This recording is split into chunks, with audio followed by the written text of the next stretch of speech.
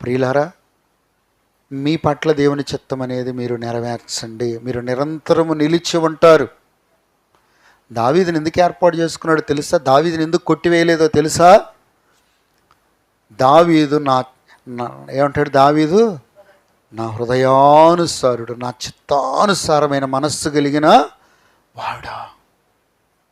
చూడండి, దావీదు దేవుని చిత్తానుసారమైన మనస్సు అంటే ప్రతి విషయంలో దేవుని చిత్తాన్ని కనుగొని నడుచుకున్నాడు. దావీదుకు ఊరకే రాలా జయాలు, దావీదు ఊరకే గొప్ప రాజావల, పేరు ప్రఖ్యాతులు రాలా. ఎందుకయ్యాడు అంత గొప్ప వ్యక్తి అంటే ప్రతి విషయంలో కూడా దేవుని చిత్తాన్ని తెలుసుకొని నడుచుకున్నాడు కనుక. హల్లెలూయా. అర్థమవుతుందా? పౌలు ఎందుకు గొప్ప సేవకుడు అయ్యాడో తెలుసా? పౌలు ఎందుకో తెలుసా? అక్కడ ఉంటుంది, దమస్కు దగ్గర దేవుడు దర్శించిన తర్వాత, గుడ్డివాడైపోయిన తర్వాత అననీయ వచ్చి ప్రార్థన చేసి చెప్తాడు, ఇదిగో నీవు దేవుని కుమారుడైన క్రీస్తుని తెలుసుకున్నట్టుకు చూచుటకు ఆయన చిత్తమును నువ్వు కనుగొని చేయటానికి దేవుడు నిన్ను ఏర్పాటు చేసుకున్నాడు. హల్లెలూయా. అర్థమవుతుందా? పౌలు గారు అంత గొప్ప సేవ చేయటానికి కారణం ప్రతి అడుగులో దేవుని చిత్తాన్ని కనుగొని వేశాడు. నువ్వు ఒక వస్తువు కొంటున్నావు, దేవుని చిత్తం కనుగొని చేస్తున్నావా? అందరికి ఉంది కదని నువ్వు కొనుక్కుంటే అప్పులు పాలవుతావు, ఇంట్లో దరిద్రం తాండవాడిద్ది. నిజం చెప్తున్నాను. అందరికి ఉంది, నీకు అవసరం లేదు. నీకు అవసరం లేని కూడా నువ్వు సమకూర్చుకుంటున్నావు, దరిద్రం వస్తుంది ఇంట్లోకి. చెప్తున్నా, నిజం చెప్తున్నా, అబద్ధంగా అనుభవపూర్వకంగా చెప్తున్నా. ఎవడికో ఉంటే నీకెందుకు? నీకు అవసరం లేదు ఆ వస్తువు, నీ కొంపలోకి ఎందుకు ఆ దరిద్రం? ఒక వస్తువు కొనేటప్పుడు కూడా దేవుని చిత్తం కనుగొని ప్రార్థన చేసుకొని కొనుక్కోవాలి. అంతేగాని వాళ్ళకుంది వాళ్ళకుంది వాళ్ళ దరిద్రం అనిపించేది నీకు తెలుసా? వాళ్ళకు వస్తువు ఉంది నీకు తెలుసు, వాళ్ళకున్న దరిద్రం నీకు తెలుసా? వాళ్ళు కట్టుకునే చూస్తున్న వాళ్ళకున్న దరిద్రం నీకు తెలుసా? మనకు అవసరం లేని యొద్దు. నేననే మాట నేను మా భాషకి మా పిల్లలకి చెప్పేది అదే. మనకు అవసరం లేని యొద్దు, కొనుక్కొని ఎందుకు దరిద్రం? కొన్నిసార్లు ఆర్థిక ఇబ్బందులు ఎందుకు వస్తాయి తెలుసా? దేవుడికి చిత్తం కాంది మన ఇంట్లోకి తెచ్చుకున్నావా, ఆర్థిక ఇబ్బందులు ఖచ్చితంగా ఎదురవుతాయి. నేను చెప్పేదా నేను అనుభవంతో చెప్తున్నాను. నమ్మకపోతే నేనేం చేస్తాను? నేనేం చేయలేను. నమ్మనప్పుడు నేనేం చేస్తా అంటే ఉదాహరణ చెప్తాను. నీ జీవితంలో ఒక వస్తువు కొనాలనుకున్న దాని పట్ల అసలు ప్రభు ఇది మరి ఇదిగో ఈ బుక్ కొనుక్కోవాలనుకుంటున్నాను, నీ చిత్తం. బుక్ కొనేదానికి కూడా దేవుని చిత్తం ఏందా? ఇది వచ్చినాకే దరిద్రం వచ్చింది. మరి అంతకుముందు లేదుగా, ఇంట్లో అంత సమృద్ధిగానే ఉందిగా. అంతకుముందు ఇంట్లో సమృద్ధిగానే ఉంది, ఇది వచ్చినాకే దరిద్రం. దీనికి దేవుని చిత్తం ఏమని కొనుక్కు నీ ఇష్టం వచ్చినట్టు కొనుక్కుంటేవే, నీ ఇష్టం వచ్చినట్టు చేతివే. ఇది వచ్చినాకే కొంపలో దరిద్రం వచ్చింది.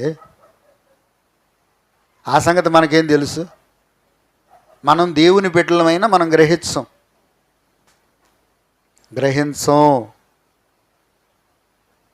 ప్రార్థన చేసుకునేటప్పుడు చాలా విషయాలు దేవుడు చెప్తా ఉంటాడు నాకు. నేను వెళ్ళి మా పాస్టర్ గారికి చెప్తా ఉంటాను. అడగండి కావాలంటే. నేను చెప్పిన మాటలు ఈ నెరవేరకుండా ఉండి అడగండి ఆమెను కాదు. నేను పిచ్చివేడాలు కనపడుతుంటా జనానికి. దేవుడు ఈరోజు మనతో మాట్లాడితే, గడిచిన కాలంలో నీ ఇష్టం వచ్చినట్టు బతికావు, నీ స్వచ్ఛత్వమో మనుషులను సంతోష పెట్టడానికో లేకపోతే పరిస్థితులను బట్టి అవసరం వెళ్ళాలి బతికావు. నువ్వు దేవుని బిడ్డవి, నా బిడ్డవి, నా రక్తం ఇచ్చి నేను కొనుక్కున్నాను. ఇక్కడి నుంచి అయినా నా చిత్త ప్రకారం బ్రతకటం నువ్వు నేర్చుకో. 2025 అనేది ఒక నూతన సంవత్సరాన్ని సిద్ధపరిచాడుగా మన కోసం. హానోకు 65 ఏళ్లకి మెతూషెల పుట్టాడు. అప్పుడు దాకా ఎట్టనో బతికాడు, తెలుసో తెలియక ఆయన ఇష్టం వచ్చినట్టు బ్రతికాడు. తర్వాత ఏముంది? మెతూషెలను కనిన తర్వాత 300 ఏండ్లు దేవునితో కూడా నడిచెను. ఆ తర్వాత దేవుడు తీసుకెళ్ళి అంటే 300 సంవత్సరాలు దేవుని చిత్తం చేసి బ్రతికాడు. హల్లెలూయా. 65 ఏళ్ళు దేవుడు లెక్కలో పెట్టల. సరే తెలుసో తెలియక ఎట్నో బతికాడు. ఇప్పుడు నీకు 40, 30, 20, 60, 50 ఎంతో ఉన్నాయిగా. ఈ గడిచిన సంవత్సరాలు ఎట్టో తెలుసో తెలియకో బతికావు. కనీసం ఇప్పటి నుంచి అన్న వృద్ధాప్యం వచ్చిన కాడి నుంచి అన్న ఇంకా బతకలేమా? ఇంత వయసు వచ్చినాకన్నా ఇంకా మనం దేవుని చిత్తం చేయటానికి అడుగు వేయమా? దేవుని చిత్తం ఇరిగి కూడా వెళ్ళామా? తొక్కుతుడు దేవుడు. చెబుతున్నా, నిజం చెబుతున్నా, అబద్ధం కాదు. తొక్కటంలో మామూలుగా కాదు, ఇంకా లెగవలేం, అట్ట తొక్కేస్తారు. అమ్మో అట్టయితే ఈ దేవుడు వద్దులే అనుకుంటే నరకానికి పోతే ఇంకా అసలు పూర్తిగా సైతానికి నరకంలోనే తొక్కుతాడు. వద్దు దేవుని పెట్టారు, నా మాటేనండి. దేవుని చిత్తం అంటే దేవుని చిత్తానికి విరోధానికి పోయే వాళ్ళకి తొక్కేది. దేవుని చిత్తంలో ఉన్న వాళ్ళు దేవుడు ఎందుకు తొక్కుతాడు? హల్లెలూయా. కాబట్టి దేవుని చిత్తం అనేది ఈ 2024 ముగింపులో 25కి ప్రారంభంలో దినాలు చెడ్డగా ఉన్నాయి. రాబోయే సంవత్సరాలు ఇంకా మరి చెడ్డగా ఉంటాయి, మామూలుగా ఉండదు. అసలు పిల్లల్ని అప్పుడు ఎట్లా కాపాడుకోవాలో కూడా మనకు తెలియదు. అదే ఇప్పటికే పిల్లల్ని ఎట్లా కాపాడుకోవాలో అర్థం కావట్లా. నిజం చెప్తున్నా, ఈ మీడియా వచ్చిన తర్వాత, ఫోన్లు వచ్చిన తర్వాత, టీవీలు వచ్చిన తర్వాత అర్థమైందా? కుర్రోళ్ళు లేదు, ముసలోళ్ళు లేదు, విచ్చలవిడైపోయారు కదా. అసలు ఆడపిల్లలు అంటే ఈరోజు చూడండి, మీడియాలో చూడండి, ఎంత ముసలోళ్ళు కూడా పాపం. మన ఈ మధ్య ఉన్న అతను చంపేశాడు గల్ఫ్ దేశం నుంచి వచ్చి. ఎందుకు? ఆ ముసలోడు వాళ్ళ కూతురిని పాడు చేశాడంట. అర్థమవుతుందో? చిన్నపిల్ల ఏదో అక్కడ పెట్టారు చదివించుకుందామని పెడితే వాళ్ళు ఏదో బతిలేక భార్యాభర్తలు ఆ బిడ్డను పాడు చేశాడంటే ఎంత దుర్మార్గుడు చూడండి. ఇవాళ నా మాట నుండి ఎవరు నన్ను నమ్మబాకండి. మనోళ్ళని నమ్మి మనం అప్పచెబితే అర్థమైందా? పులులు అలా కాచుకొని ఉన్నారు. మన ఇళ్ళ చుట్టే ఉంటారు, మన పిల్లల్ని పాడు చేసేవాళ్ళు ఎక్కడో ఉండరు. అర్థమవుతుందా? మనం ఎంత గమనం కలిగి ఉండాలో. దేవుని బిడ్డలమైన మనం మన పిల్లల్ని కాపాడుకోకపోతే మన చుట్టూ ఉన్న మనుషులు నాశనం చేస్తారు జీవితాలు. పరిశుద్ధంగా బ్రతకడం చాలా కష్టం. ఈ లోకలు ఎవరు బ్రతకగలుగుతారో తెలుసా? ఈ మధ్య నేను ఆలోచన చేస్తున్నా, తాగుడు తెలిసి వ్యభిచారం తెలుసుంటే ఆడైనా బతుకుతారు వాళ్ళు, కానీ పరిశుద్ధంగా బతికేవాళ్ళు బతకాలంటే చాలా కష్టం. నిజం చెప్తున్నా. తాగుబోతనం, వ్యభిచారం ఈ రెండు తెలిసిన వాళ్ళు ప్రపంచంలో వాళ్ళని ఏం మూలనేసినా బతుకుతారు. ఇంకా అంతకంటే చెడిపోయేది ఏముంది? జీవితం అంతకంటే చెడగొట్టుకునేది ఏముంది? అవునా? ఇంక వ్యభిచారం తెలిసిన మనిషిని ఎవరు చెడగొడతారు? తాగుబోతానని తెలిసిన వాడు ఎవడు చెడగొడతారు?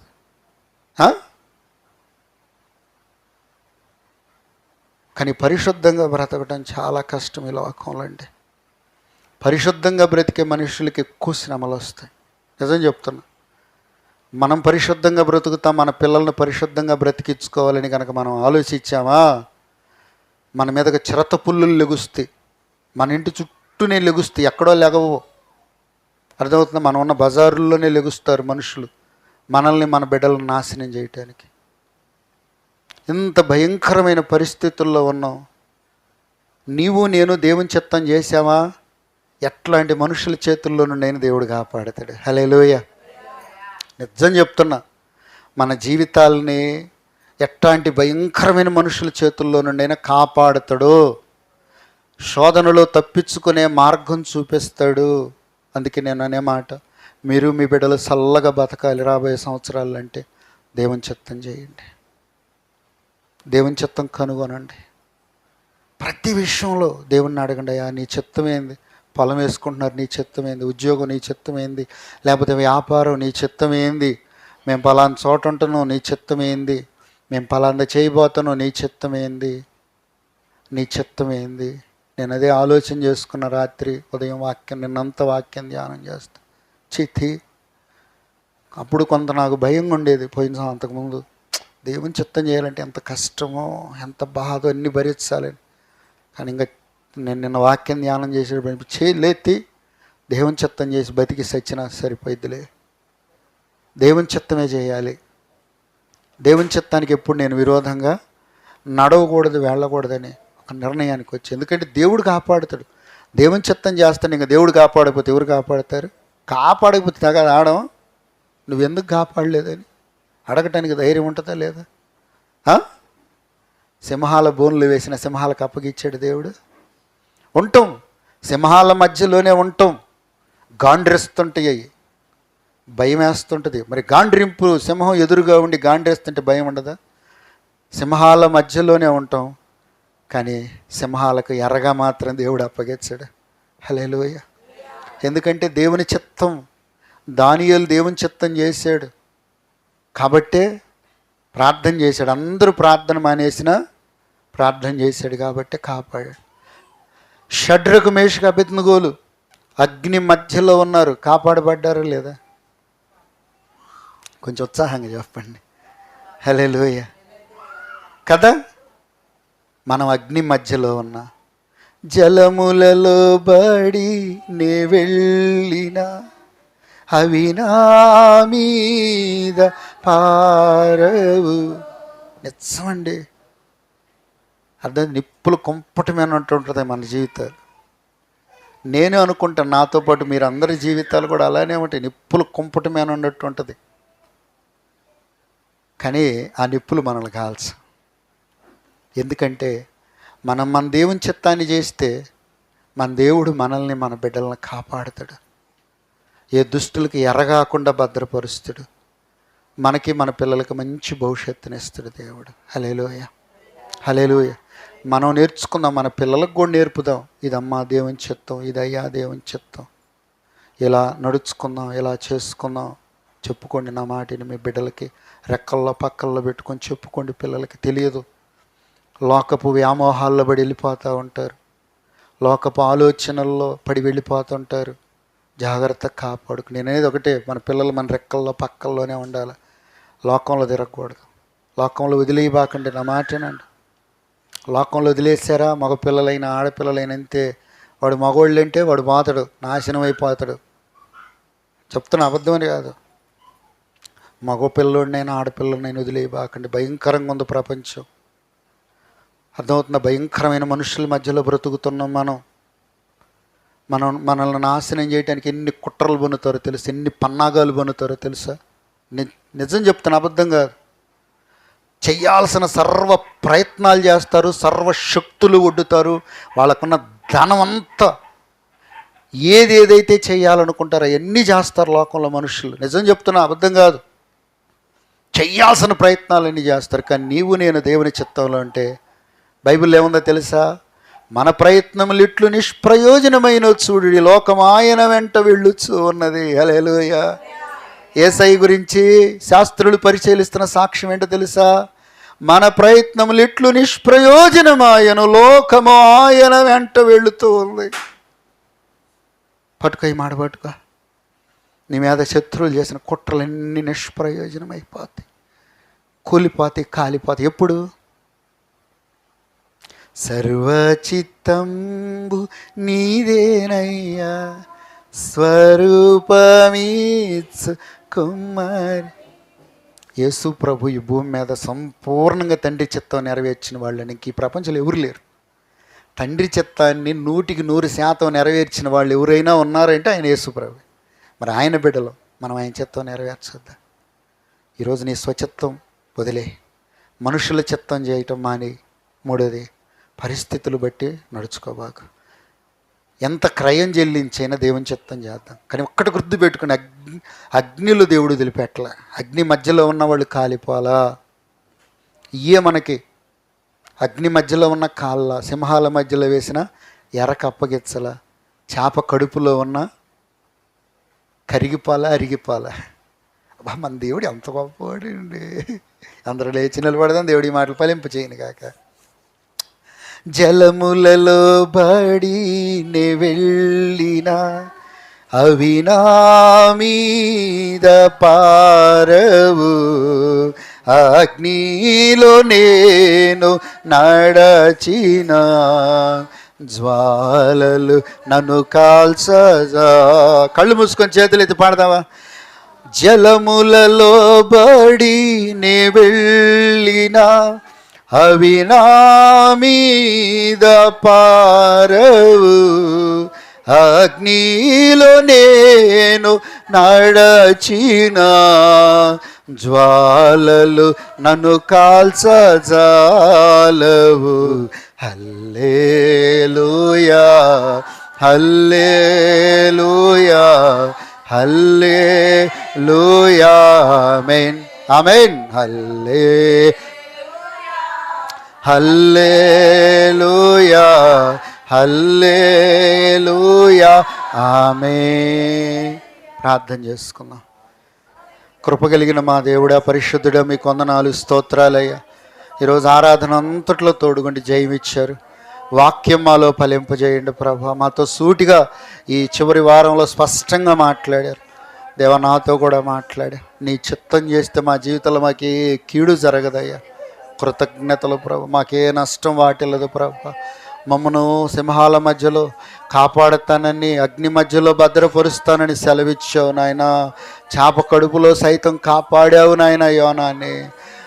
అయ్యా మా పితరులందరిలో ఎన్నో పరిస్థితుల్లో కాపాడావు, మమ్మల్ని కాపాడుతావు.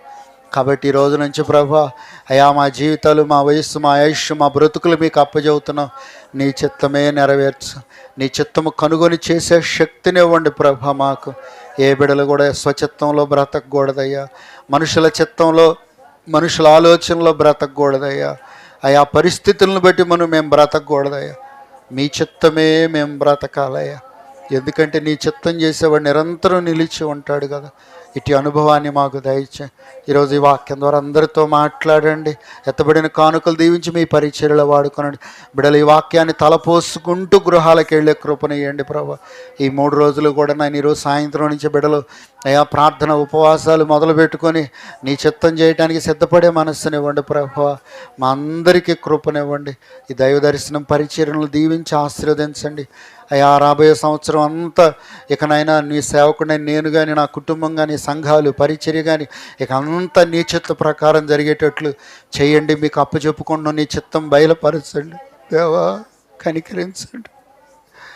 నీ చిత్తం చేసేటట్లు మాకు శక్తిని, పరిశుద్ధాత్మతో మమ్మల్ని నింపండి, బలపరచండి. ఈరోజు వచ్చిన బిడ్డలందరిని ఆశీర్వదించండి.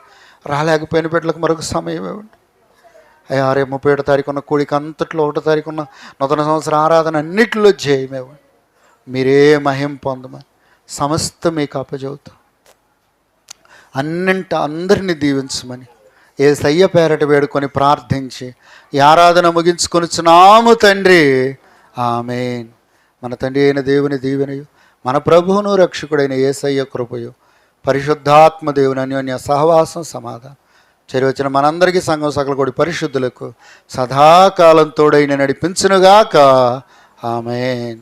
అపార కృప వర్షంబు మాపై వర్షింపగాదే ప్రభువా. అపార కృప వర్షంబు మాపై వర్షింపగాదే ప్రభువా. ఆమేన్. అందరికి వందనాలండి. ప్రార్థన ముగించబడదే.